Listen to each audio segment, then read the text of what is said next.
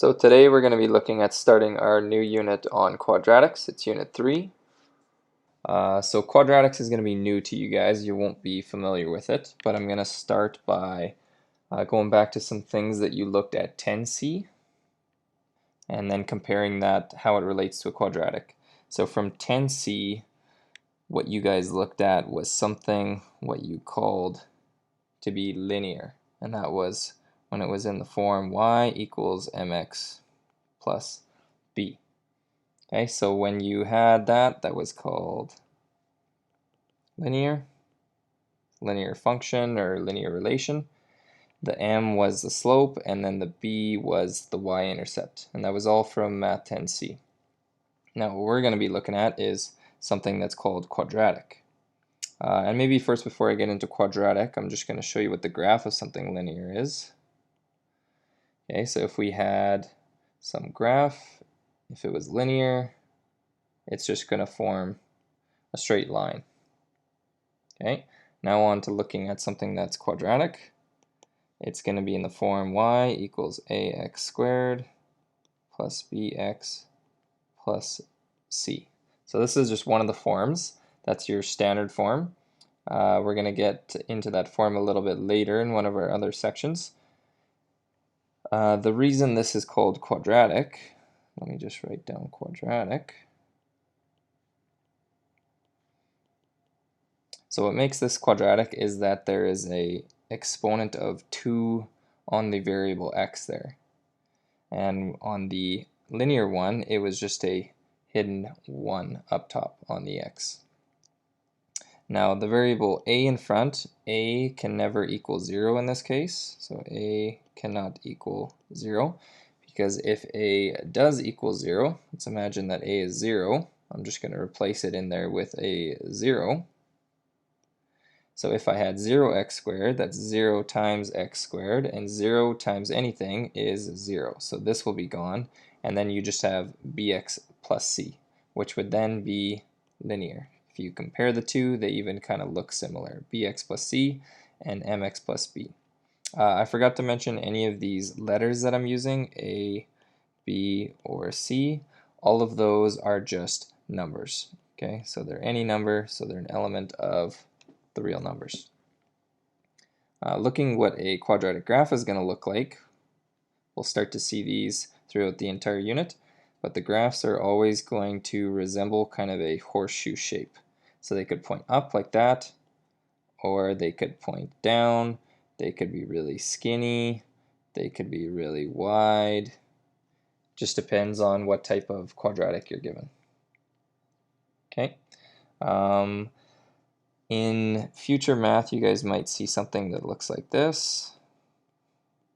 So it's going to have a 3 up top, and that's going to be called cubic. But for now, we're not going to be looking at anything that is cubic. So on to our first form here. So the first form is vertex form. We're going to see that form, what it looks like later in the notes. I'm just going to write it here. So it's this right here. So y equals a times x minus p, all that squared, plus q. Okay, and the a, the p, and the q are just going to be numbers. So it could be a 1, a 2, decimal, negative, positive. They're just numbers that are going to fill in those spots. So the reason it's called vertex form is because it provides a lot of information with regards to the vertex.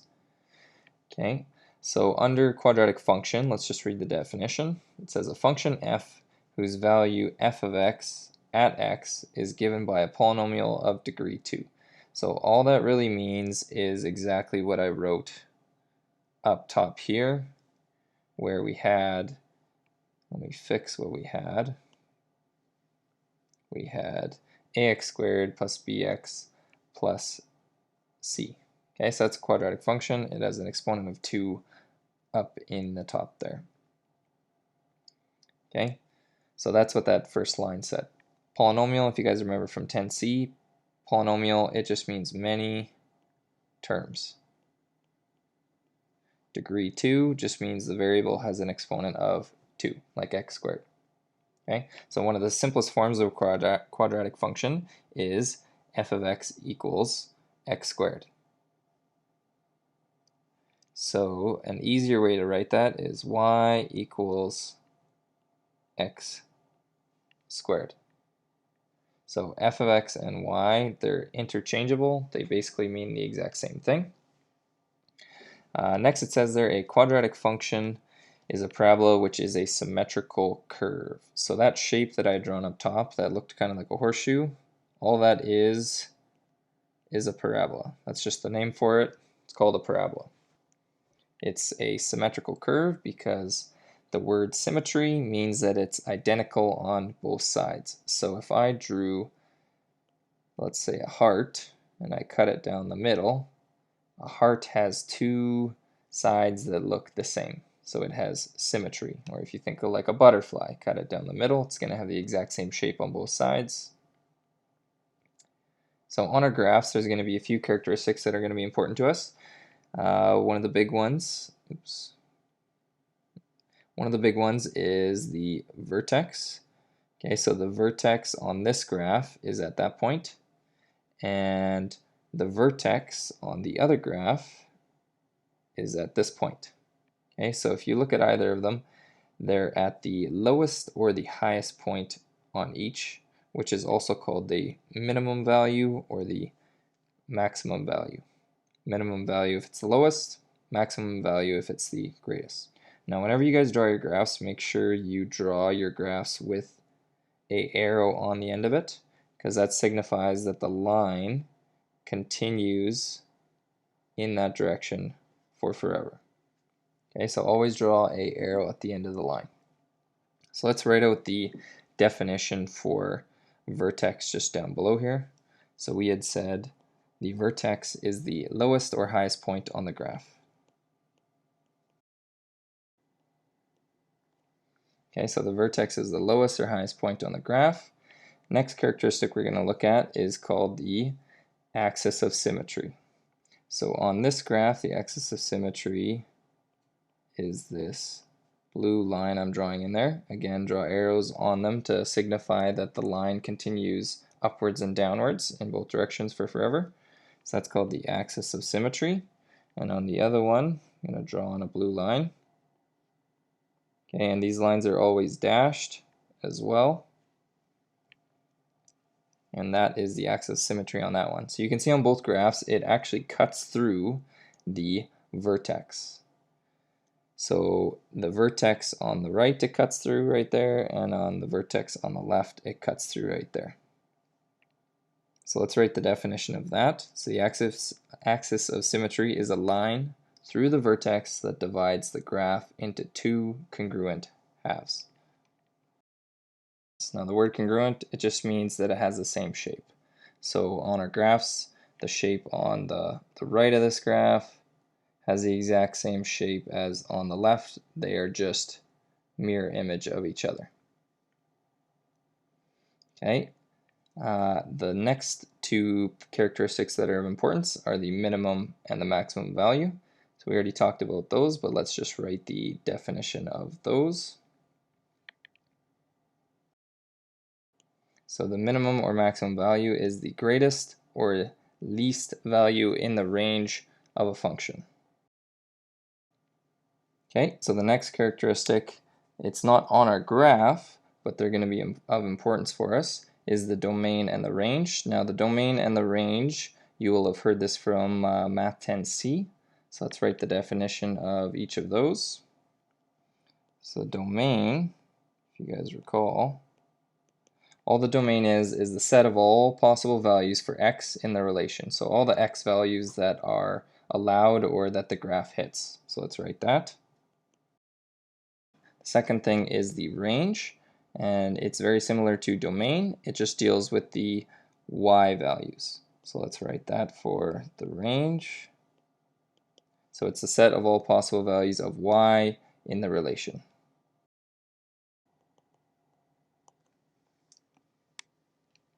So the next thing what we're going to do is we're going to look at putting in some different values for this a, p, and q. So we're going to put in some different numbers, see what it gives us, and then try to understand what each of those numbers is doing to the function. So for the first one, we're just going to be looking at what A is doing. So we are going to come up with a table of values for each of these functions below here, and then graph them on our graph and compare them and kind of see what that A value does. So the first one we had there was y equals x squared. So let's make a little table of values for that. Y and x. And this graph is going to be in red. So I'm going to fill it in as red. And we are going to fill in for the values 0, 1, 2, and 3. So we're going to evaluate at each of those values. So if we had y equals 0 squared, that's 0 times 0, you get 0. Then we're going to have y equals, when it's 1 squared, because I'm just taking each of these values over here and putting them in to the function. So 1 squared equals 1 times 1, which is 1. If I did it at 2, imagine putting 2 into this. So that's just 2 squared, you're going to get 4. And then at 3 squared, you're going to get 9. So there's our table of values. So let's graph each of those points. So looking at our graph here, we're going to have the point at 0 and 0. We had at 1 and 1. So that was the second one, 1 and 1. The next point we had was 2 and 4. So over 2 and up 4. And then the last one was at 3 and 9, which for me is off of the graph. So it's over 3, but it's up 9, which is too tall. So what we can also get from these points is the mirror image of these, because we know a parabola is symmetric. So if I would do the exact same points on the other side, I get this mirror image. Then we can draw in our two lines. Remember to draw an arrow on the end of your line to signify it keeps going. So there's our first one. Our next one I'm going to do in blue. So we'll do a second table of values here. So x, y, we might just start to do these a little bit quicker. And we're going to do the same values. So we're going to do at 0, 1, 2, and 3. So at 0, imagine I plugged in a 0 into this. So that's 0 squared times 2. So I'm just going to write the first one. 2 times 0 squared. So 0 squared is 0 times by 2. You get 0. Okay, so we got some values for that. We're going to graph that one as well. So 0, 0, that one's in the middle. 1 and 2, so that's over 1 and up 2. 2 and 8, so that's over 2 and then up 8. So there's 6, 7, 8. So we are right there. And again, we got the mirror image, so I can plot the same points on the other side. Okay, and then draw your parabola going through those points. Okay, so there's our second one. Then we're going to go to our third. We'll do this one in orange. So let's graph those. At 0, we're at 0. At 1, we're at a half. At 2, we're at 2. And at 3 over, we're at 4.5. So we're at 1, 2, 3, 4, and then a half. So we're right there. And then again, draw your points on the opposite side. They're just mirror image. So we can see with this one, the shape of it, it's gotten wider. Okay, so comparing it with the red one was kind of like our base one. It was in the middle there. When we went to blue, that one seemed to get a little bit more narrow when we graphed it. When we went to this orange one, it made it wider. And the only thing we're changing is this value A. So in one of them it was 1, one of them it was 2, and then one of them it was a half. Okay, the last one we're going to do y equals negative 3x squared. So let's do the table of values for that one. Okay, now all of these you should be able to calculate by hand, but I can show you a way that you can check this into your calculator. So get out your graphing calculator and I'll show you how we can do that. So I'm going to pull up my calculator here and I'm just going to put in the function that we had here. So y equals negative 3x squared. So you're going to turn your calculator on, go to y equals, and then I'm going to enter in my new function, clear anything if you have something, and put in negative 3x squared. Make sure you use a negative here and don't use the minus key. If you use minus, your calculator will give you an error. Okay, so once you got that in, click graph, and here we're going to be able to see the graph, so I can see that it points down, so that's a lot different from the previous graphs that we have plotted so far. And what I can also do is I can go second graph, and that gets me to the table. Okay, and then I can see my points. So 0 and 0, 1 and negative 3, 2 and negative 12, 3 and negative 27. Those are the same as what I had here, but I should be able to calculate these by hand, but we have the calculator to use as kind of a double check. Okay, so let's plot those points on our graphs. Okay, again, arrows on the end of your lines. Okay, so there is our first one, and you can see with each of these what it's doing, and we even have it written right here. It's doing a vertical stretch, so it's stretching it upwards. You can also kind of think of it as a horizontal compression. It's the same kind of thing. So, like if we compare the red one to the blue one, the red points, here I'm going to zoom in and try to highlight this. Pick a color. So looking at the red one was originally here. When we went to the blue, the only thing we changed was we now have a 2 there. So we had this 2. Okay, and it brought it twice as high. Okay, so it's twice as high now. When we went to a half, it brought it half as high, so it was lower. And when we had negative 3, it actually flipped it and it went down 3 times the height. So it was at 1, now it's at negative 3. Okay, so all it's doing is a vertical stretch. It's stretching it either upwards if it's greater than 1, like a 2, and if it's less than 1, like a half, it's actually compressing it downwards. And if it has a negative, what it did with that one, you can see over here, it flipped it.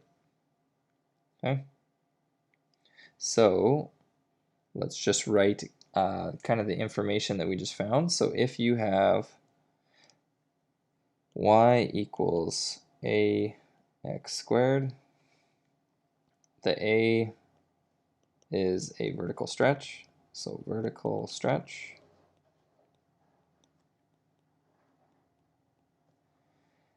And if a is greater than 1 or less than negative 1, it's going to make it narrower, or it's going to stretch it upwards. So if a is greater than 1, or if a is less than negative 1, then it is going to make it narrower or stretch upwards. And also, if a is between 1 and negative 1, that's when it made it wider. So that was like the orange graph that we had up here. Stretched it, made it look wider, or what you can think of it as is it squished it downwards. And then the last thing is if a is negative, if a is negative, it's going to flip the graph. So the next thing we're going to look at is vertical translation. So we're going to look at a few graphs for this one. So first one is y equals x squared. So let's start to graph that. The next one we're going to do this in blue. Okay, so for each one of those, you're just plugging in the number. So again, if I put in a 1, 1 squared is 1, plus 4, you get 5. Okay, so that's all we're doing there. So let's graph those points. Okay, so there's our second one. So I can see comparing from the red to the blue, it has shifted upwards, and if I look, it's moved up 4 units. Okay, and if we look at the function, if we add a plus 4 at the end there, that's where we're getting that shift. So that plus 4, it's moving it up 4 units. Now, if we look at the next one, we got a minus 3. What do you think that one's going to do? It's going to move it down 3 units. So let's graph that one. We'll do it in orange.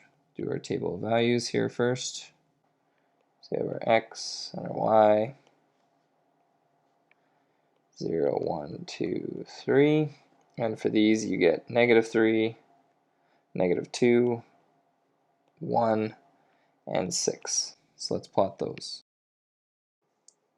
So we can see from that that Q value is what moves it up and down, and then that is how we get our vertical translation. So in conclusion, whenever we have something that looks like y equals x squared plus q, that q value we just figured out, all it is a vertical translation. So the q is a vertical translation, which translation, all that means is a slide. So it slides up or it slides down. Okay, so if q was greater than 0, like that was the plus 4 that we had up top here, we can see with that one it slid it up, so that moves up. And if it's q is less than 0, meaning it's negative, it moved it down. So it moves down. Okay. The last thing we're going to look at here is the horizontal translation. So if ever you're going to have a value kind of in with that x, like these two, it is going to move it horizontally, and horizontal, all that means is left to right. If you have a hard time remembering that, just think horizon. If you're going to look out at the sun setting out at the horizon, the light goes from left to right. Okay, so the first graph, y equals x squared, we've already graphed that twice now. So let's just redo that one on our graph using the points that we had from before. Next one we'll do in blue. Do our table of values here. So now we can see the parabola. I'm just going to draw it really rough here first. It's looking something like that. Okay, so I can do the other mirror image point here. I know it's going to go through there. And then let's draw our curves going through our points. Okay, so that one, although we see a -2, and you might think that it's going to move to the left, it actually moved to the right. Okay, let's look at the last one here now. So for that, I'm going to use orange. So y equals x plus 5 squared. And this one, when we graph it, I'm just going to plot the points on for this one just to save us some time. Okay, so this one, it's now over to the left. Okay, so although we had a plus 5, and you might think that's going to move it to the right, it's actually kind of backwards of what you might think. It actually moved it to the left. Okay, so let's write down our conclusions. So if we had something like y equals x minus p squared, so we're just looking at what this p value is here. The p is a horizontal translation, so horizontal translation. Again, translation just means slide.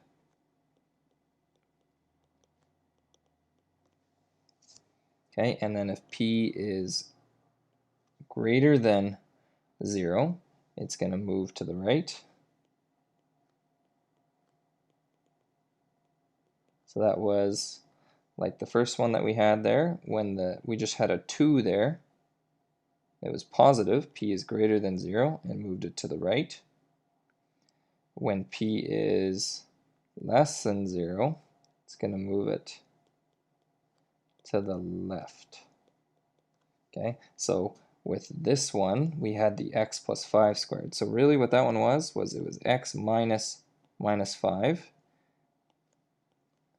And then the two minuses, they became a plus. But the value of the p is really this minus 5 here. Okay, so it's kind of backwards of what you actually see. So if you see a plus 5, the p value is actually minus 5.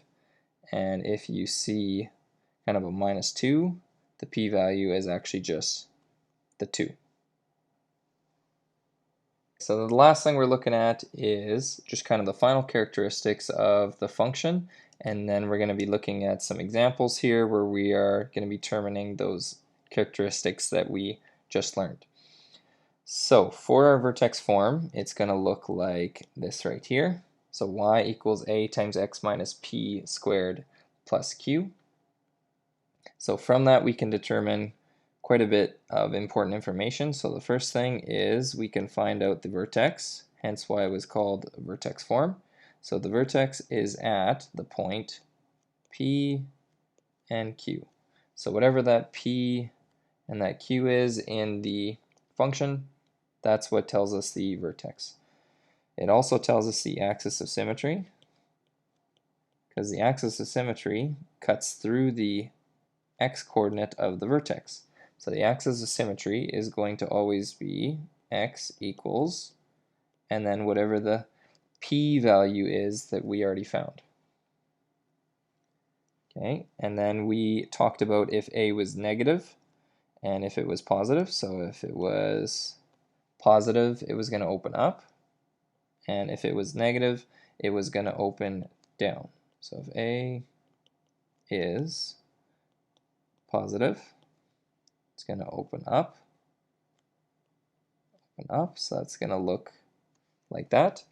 And then if it is negative, it's going to open down.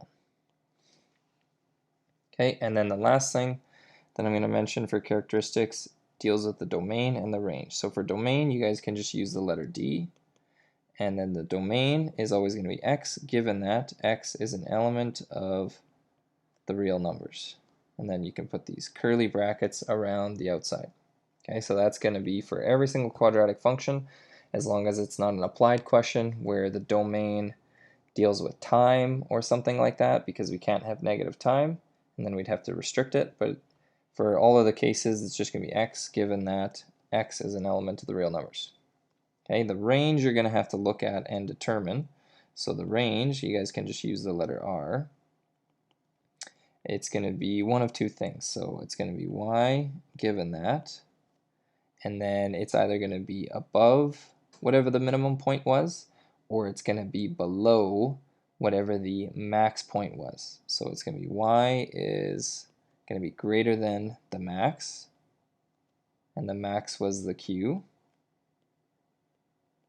That was the y coordinate of the vertex. Okay, or I'm just going to write it below. Y is going to be less than q. Okay, and then we always got to put y is an element of the real numbers.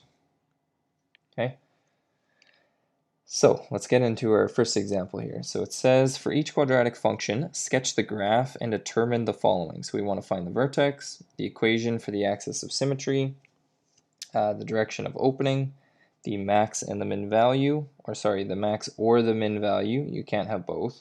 It's either a max or a min. And then the domain and the range. So we can see that this is the A, the P, and the Q, like we had written up top. So the P and the Q are what's going to give us the vertex. So the P is 4, and the Q is -3. So our vertex is at 4 and -3. So let's plot that point on our graph. So we're over 4, and we are down at -3. So that is right here. And then to graph the rest of it, you could either make a table of values or you can use your calculator. We're going to use our calculator to help show this. So grab your calculator. I'm going to go into my y equals. And then I'm going to put in the function that's just over here. So let's delete what we have. So we got that, and then we can click graph, see what our graph is going to look like. So we got that vertex, same as what we had down here. So 4, -3. And then to find the other points, let's just go second table. And then we can move around in here and find some other points. So let's go to the vertex that was at 4 and -3. And then let's plot some points on either side of it. So at 5, we're at -1. So at 5, we're at -1. That's right there. Then at 6, so if I go down one, at 6 we're at 5, so at 6 we're all the way up at 5. And then if I go one more, at 7 we're at 15, which is off of our grid. So let's just plot the other points that we have using our symmetry. Okay, and then draw your line, make sure you got your arrow on there. Okay, and then we can use this to help answer these questions that were above.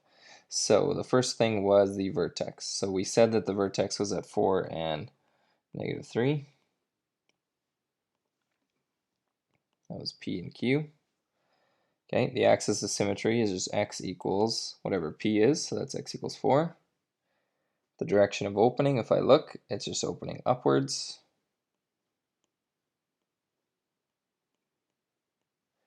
The max or min value, again looking at the graph, I can see it has a low point, it's right there. So it has a minimum, so it has a min at, and that happens at the Q value. So it happens at y equals -3. Okay, so that's just coming from this Q value right there. Domain, this should be easy for all your questions. It's always going to be x, given that x is an element of the real numbers.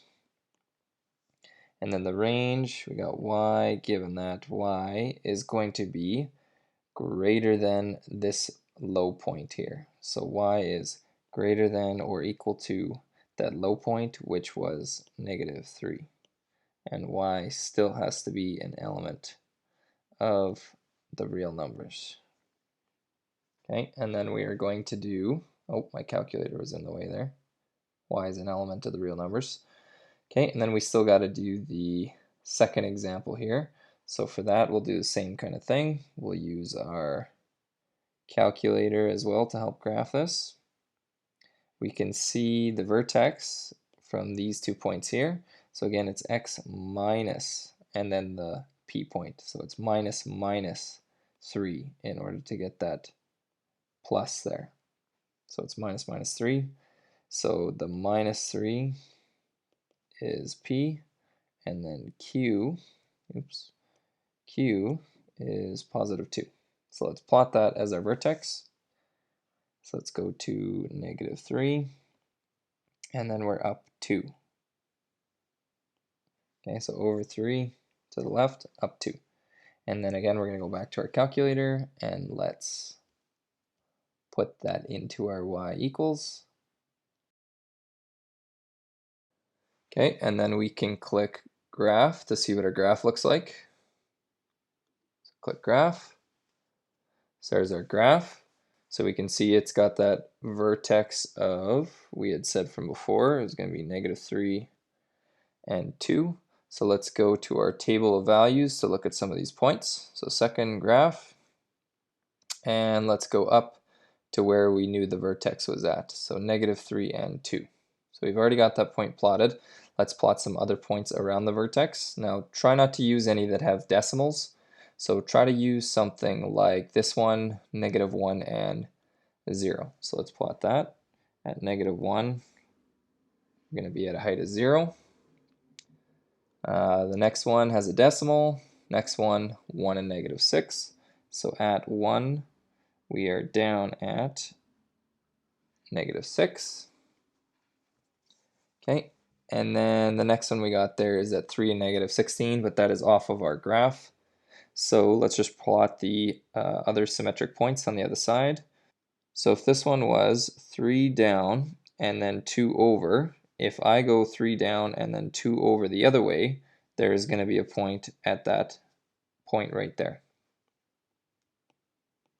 Okay, and you could also check this in your calculator. If I would go up to the point at negative 5, we're at a height of 0.